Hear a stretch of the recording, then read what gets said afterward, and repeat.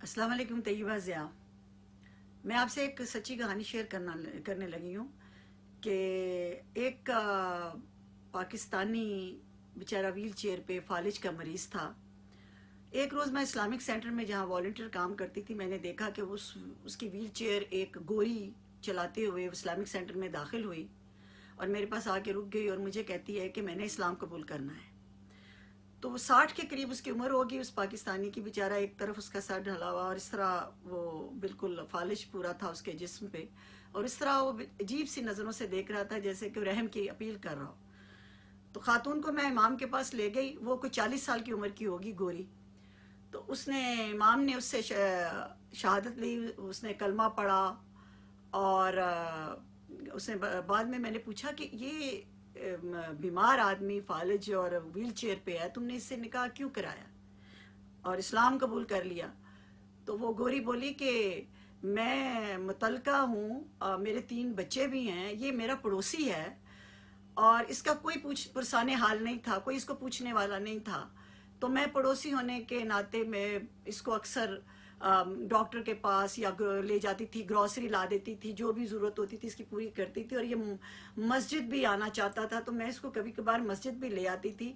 एक दिन ये बहुत आबदीदा, इसने कहा मुझे कहीं आप ना लेके जाएं, थैंक यू। तो मैंने वजह पूछी तो कहता है कि मेरी कम्युनिटी, मुसलमान कम्युनिटी एतराज़ करती है कि ये नामहरम औरत कौन है, इससे मेरे क्या ताल्लुकात हैं और ये मुझे क्यों लेके आती है मस्जिद वगैरह भी। तो उसने कहा कि फिर मैं इसके लिए क्या करूं, मुझे बताओ तुम्हारी कम्युनिटी मुझसे क्या चाहती है, क्योंकि मेरा मज़हब तो इंसानियत है और तुम पड़ोसी हो और तुम्हारा हक है मुझ पे, मैंने तुम्हारी मदद करनी है, अल्लाह बेयारो मददगार, तुम्हें मैं कैसे छोड़ दूं। तो उसने कहा कि निकाह जो है ना, सिर्फ ये को महरम रिश्ता जो है वो कहते हैं बहन हो, माँ बेटी या मनकूहा बीवी हो। तो उसने कहा वो सब रिश्ते तो मैं नहीं बन सकती, मनकूहा बन जाती हूँ, बताओ मुझे इसके लिए क्या करना है। तो मुझे बहरहाल उसने बताया और वो इस तरह इस्लाम कबूल किया और फिर उसका निकाह भी इमाम साहब ने करा दिया। मेरा ख्याल है कि 1.5 साल भी नहीं गुजरा तो वो बेचारा मर गया। उस खातून मुझे मस्जिद में भी कभी नज़र नहीं आई और मैंने उनसे जब पूछा तो उन्होंने कहा कि देखो मैंने तो इंसानियत के साथ निकाह किया था, मैंने एक रिक्वायरमेंट पूरी करनी थी कि किसी तरीके से इस बंदे को रिलीफ मिले बेचारे को, और इसकी तो अब वो चला गया दुनिया में, मेरी ड्यूटी अब ख़त्म हो गई है। मैं इस वाक़ये से आपसे शेयर करके ये बताना चाहती हूँ कि हमारी नज़र, हमारी सोच अपनी जगह, लेकिन क्या दूसरा किस नीयत से कर रहा है, उसकी क्या नीयत है, वो अल्लाह ताला कहता है कि इन्नमल अमालु बिन्नियात, के मैं नीयतें देखता हूँ। अगले दिन एक वीडियो वायरल हुई, वो भी आपने देखी, और वो बाप जो है निकाह पढ़ा के अपनी बेटी का, और उसके बाद उसने अपनी बेटी के गाल पे बोसा लिया और वो इतनी नेगेटिविटी फैली कि देखने पे लोगों ने कहा कि ओ मौलवी नू देखो, मौलवी नू देखो। तो अब पहली बात तो ये है कि देखने से अंदाजे लगाए जाते। उस लड़की को जो दुल्हन है, जिसने भी ये वीडियो अपलोड किया, उस पहले तो ये सबक सीखे कि कभी अपनी पर्सनल प्राइवेट अपने फंक्शन, अपने महरम रिश्तों के साथ आपके जो हैं जेस्चर्स, उनको कभी आप अपलोड ना करें, क्योंकि हमारे पाकिस्तान में इन्ना लिल्लाहि व इन्ना इलैहि राजिऊन, इल्ला माशाल्लाह बहुत गंदी जहनियत होती जा रही, ख़ास तौर पे सोशल मीडिया पे। और हमारे एक क्लिक लेने के लिए, एक लाइक लेने के लिए हम लोग उसका कुछ भी उसका कैप्शन लगा के उस वीडियो और उस तस्वीर का वो बेड़ा गर्क करते हैं, इस एक उंगली के साथ जो हम एक क्लिक करते हैं। तो आप अपलोड करने से पहले, ख़ास तौर में ख़ातीन से और लड़कियों से बोलूँगी, कोई वीडियो तस्वीर सोशल मीडिया पे अपलोड करने से पहले सोच लेना कि तुम्हारा हशर उस दुल्हन की तरह होगा जिसके बाप को मौलवी कह के जली, क्योंकि ये तो मौलवियों से नफरत की एक जहनीत है जो तैयार रहती है किसी भी दाढ़ी वाले को, चाहे वो अपनी बेटी को प्यार कर रहा हो या बहन को या कुछ भी, तो उसको फटाफट।